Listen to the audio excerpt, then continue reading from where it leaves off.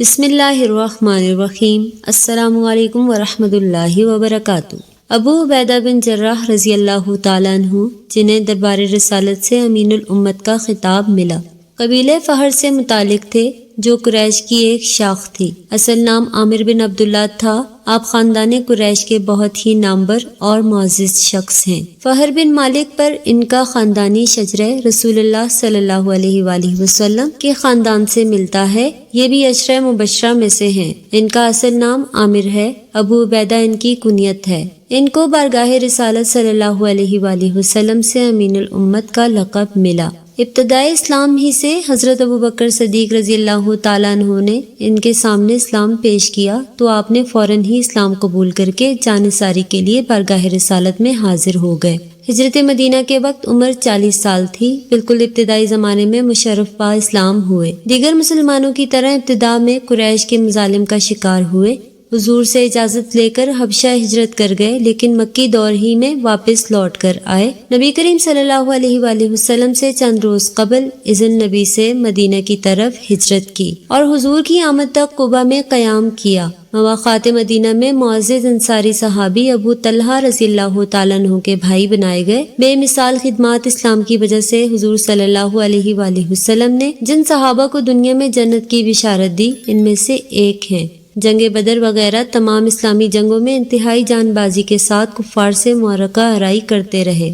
روشن چہرہ، کشادہ پیشانی، طویل قامت، اگر کوئی دیکھے تو دیکھتا ہی رہ جائے۔ ایک بار مل کر بار بار ملنے کو جی چاہے اور ہر ملاقات پر قلب کو سکون میسر آئے، جس کا وجود تواضع اور انکساری کی جیتی جاگتی تصویر اور جس کے جسم کا ایک ایک بال حیا کا آئینہ دار۔ لیکن اگر آپ وہ منکسر المزاج حق بات پر اڑ جاتے تو بھپرا ہوا شیر دکھائی دیتے، اور پھر ان کی تلوار کی تیزی دشمن سے اپنا لوہا منوا کر دم لے۔ جی ہاں، ہم ذکر کر رہے ہیں امت محمد کے حضرت ابو عبیدہ بن جراح رضی اللہ تعالیٰ عنہ کا۔ حضرت ابو عبیدہ بن جراح رضی اللہ تعالیٰ عنہ ان خوش نصیبوں میں سے ہیں جنہوں نے دعوت اسلام پر لبیک کہنے میں پہل کی۔ آپ حضرت ابوبکر صدیق رضی اللہ تعالیٰ عنہ کے اسلام لانے کے دوسرے دن خلقہ بگوش اسلام ہوئے۔ آپ نے سرزمین مکہ میں مسلمانوں کو پیش آنے والی تمام تکلیف اور مصائب برداشت کی اور ان کے ہر دکھ درد میں برابر کے شریک رہے۔ لیکن جنگ بدر میں انہیں جس امتحان سے گزرنا پڑا، ہم اور آپ اس امتحان کے بارے میں سوچ بھی نہیں سکتے۔ جنگ اپنے شباب پر تھی اور حضرت ابو عبیدہ بن جراح رضی اللہ تعالیٰ عنہ مشرکین کی صفوں میں بھگدڑ مچا رہے تھے۔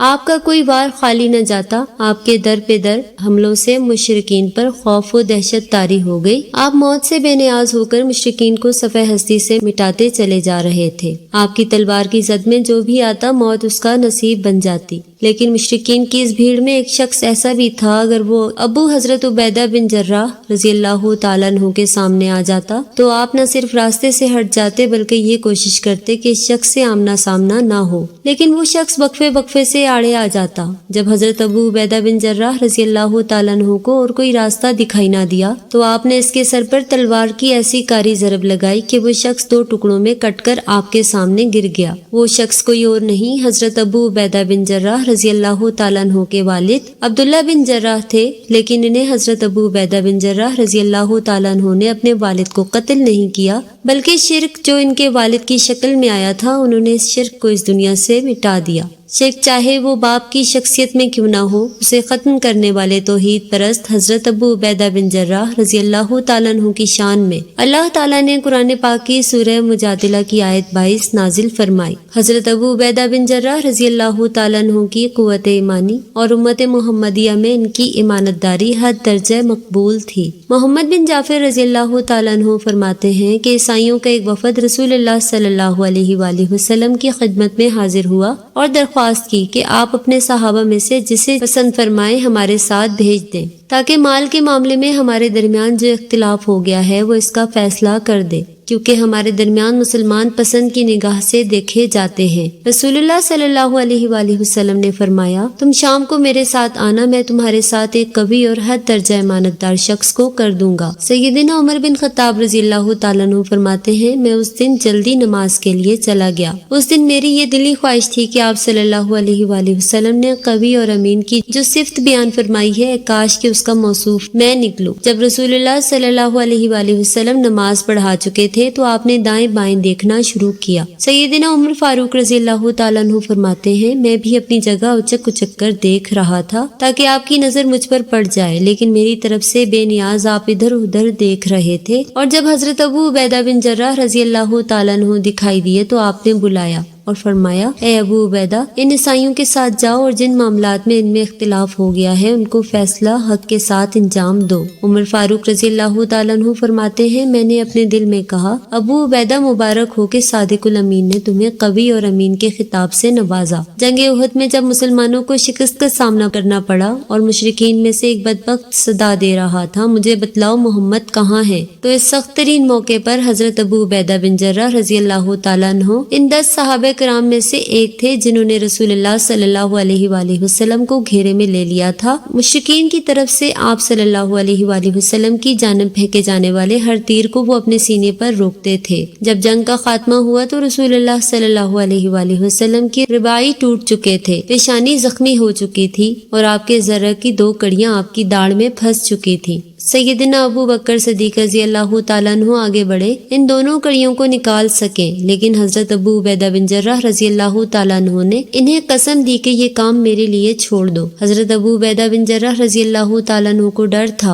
اگر ان کڑیوں کو اپنے ہاتھوں سے نکالا تو آپ صلی اللہ علیہ وآلہ وسلم کو تکلیف ہوگی، اسی لیے آپ نے اپنا سنایا پہلو کے دانت سے کڑیوں کو مضبوطی سے پکڑ کر کھینچا، جس سے ایک کڑی تو نکل گئی لیکن آپ کے دانت بھی ٹوٹ گئے۔ سیدنا ابو بکر صدیق رضی اللہ تعالیٰ عنہ فرماتے ہیں ہمارے درمیان صرف ابو عبیدہ بن جراح رضی اللہ تعالیٰ عنہ کو یہ شرف حاصل تھا، انہوں نے اپنے 4 دانت رسول اللہ صلی اللہ علیہ وآلہ وسلم کو راحت پہنچانے کے لیے شہید کر دیے۔ جب حضرت ابو عبیدہ بن جراح رضی اللہ تعالیٰ عنہ شام کے شہروں میں مسلم افواج کی قیادت کر رہے تھے اور ہر جنگ میں انہیں کامیابی نصیب ہو رہی تھی کہ ملک شام میں طاعون پھیل گیا۔ دیکھتے ہی دیکھتے وہ اس قدر شدید ہو گیا کہ اس سے پہلے اس کی کوئی مثال نہیں ملتی تھی اور لوگ یکے بعد دیگرے لقمہ اجل ہونے لگے۔ امیر المومنین عمر بن خطاب رضی اللہ تعالیٰ عنہ نے ایک قاصد کے ہاتھوں حضرت ابو عبیدہ بن جراح رضی اللہ تعالیٰ عنہ کو ایک خط بھیجا جس میں لکھا تھا کہ مجھے تم سے ایک ضروری کام آ پڑا ہے، لہٰذا میرا یہ خط اگر تمہیں رات میں ملے تو میں تمہیں یہ تاکید کرتا ہوں کہ صبح کا انتظار نہ کرنا اور میری طرف چل پڑنا۔ حضرت ابو عبیدہ بن جراح رضی اللہ تعالیٰ عنہ نے سیدنا عمر فاروق رضی اللہ تعالیٰ عنہ کا یہ خط پڑھ کر فرمایا میں جانتا ہوں امیر المومنین کو مجھ سے کیا کام نکل آیا ہے، وہ چاہتے ہیں کہ ایک فنا ہونے والے کو بچا لے۔ پھر میں نے خط امیر المومنین کو لکھا یا امیر المومنین میں جانتا ہوں آپ کو مجھ سے کیا کام ہے، میں اس وقت مسلم فوج کے درمیان ہوں اور میری قطعاً یہ خواہش نہیں ہے کہ میں اپنے آپ کو اس مصیبت سے بچا لوں جس میں میری فوج گرفتار ہے۔ میں ان سے اس وقت تک جدا نہیں ہوں گا جب تک اللہ میرے اور ان کے معاملے میں فیصلہ نہ کر دے، اور جب یہ میرا خط آپ کو ملے تو جو قسم آپ نے مجھے دی ہے اسے اللہ کے لیے ختم کر دینا اور مجھے اجازت دینا کہ میں فوج کے ساتھ رہ سکوں۔ حضرت عمر فاروق رضی اللہ تعالیٰ عنہ نے یہ خط پڑھا تو آنکھوں سے آنسو بہہ نکلے اور ہچکیاں لے لے کر رونے لگے۔ حاضرین میں سے کسی نے پوچھا امیر المومنین کیا بات ہے، کیا حضرت ابو عبیدہ بن جراح رضی اللہ تعالیٰ عنہ انتقال فرما گئے؟ آپ نے فرمایا نہیں، لیکن موت اس سے قریب ہے۔ حضرت عمر فاروق رضی اللہ تعالیٰ عنہ کا یہ گمان غلط ثابت نہ ہوا۔ کچھ ہی دنوں میں حضرت ابو عبیدہ بن جراح رضی اللہ تعالیٰ عنہ کو طاعون نے آ گھیرا۔ وفات سے پہلے آپ نے مسلم فوج کو اس طرح وصیت کی میں تمہیں ایک ایسی وصیت کر رہا ہوں کہ اگر تم نے اسے قبول کر لیا تو بھلائی ہمیشہ تمہارا نصیب رہے گی۔ نماز قائم کرو، رمضان کے روزے رکھو، صدقات دیا کرو، حج اور عمرہ کرو، اچھی باتوں میں ایک دوسرے کو نصیحت کرو، اپنے سرداروں کو نصیحت کرو تاکہ وہ گمراہی کا شکار نہ ہو اور کہیں ایسا نہ ہو کہ یہ دنیا تمہیں ہلاکت میں مبتلا کر دے۔ اگر کسی شخص کو 1000 سال کی عمر بھی مل جائے تو اس کا بھی انجام وہی ہوگا جو آج تم میرا دیکھ رہے ہو۔ پھر آپ معاذ بن جبل رضی اللہ تعالیٰ عنہ کی طرف متوجہ ہوئے اور فرمایا معاذ لوگوں کو نماز پڑھاؤ۔ اتنا کہہ کر حد درجہ سکون کے ساتھ اس دنیا کو چھوڑ کر اپنے مالک حقیقی کی طرف کوچ کر گئے۔ ناظرین امید کرتے ہیں آپ کو ہماری آج کی ویڈیو پسند آئی ہوگی۔ ویڈیو کو لائک کریں، اپنے دوستوں کے ساتھ شیئر ضرور کریں اور اگر آپ ہمارے چینل پر نئے ہیں تو سبسکرائب ضرور کریں۔ ملتے ہیں نیکسٹ ویڈیو میں، اجازت دیجیے، اللہ حافظ۔